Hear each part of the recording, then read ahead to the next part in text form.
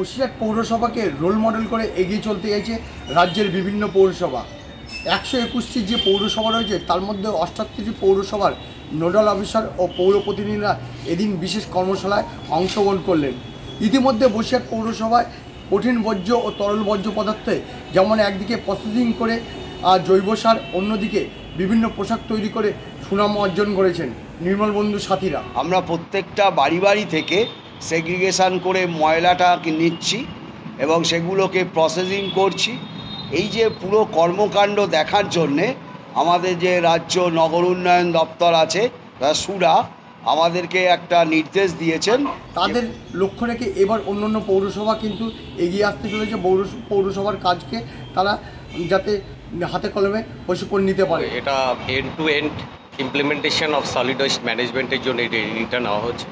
বসিরহাট পৌরসভা, আমাদের state urban development agency SUDA এবং ইউডিএমএ ডিপার্টমেন্টের সহযোগিতায় সুন্দরভাবে এই কাজটা ইমপ্লিমেন্টেশন করেছে এদের। বসিরহাটের একটি কমিউনিটি হলে সেখানে হাতে কলমে যেমন প্রশিক্ষণ করলেন, অন্যদিকে বাড়ি বাড়ি গিয়ে নির্মল বন্ধুর সাথীরা কীভাবে কঠিন বর্জ্য পদার্থ নিয়ে সেগুলো বাক্সবন্দি করেন এবং কোন জায়গায় গিয়ে প্রসেসিং করেন এবং তারা স্বচক্ষে দেখলেন এবং লিপিবদ্ধ করলেন।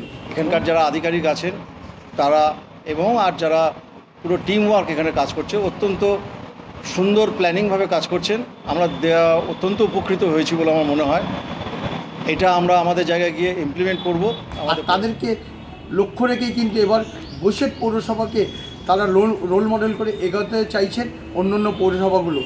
তাই তার বিশেষ প্রশিক্ষণ ও কর্মশালা হলো এই কমিউনিটি হলে। আমার শহর বসিরহাট থেকে সঞ্জিত চক্রবর্তী, কলকাতা টিভি।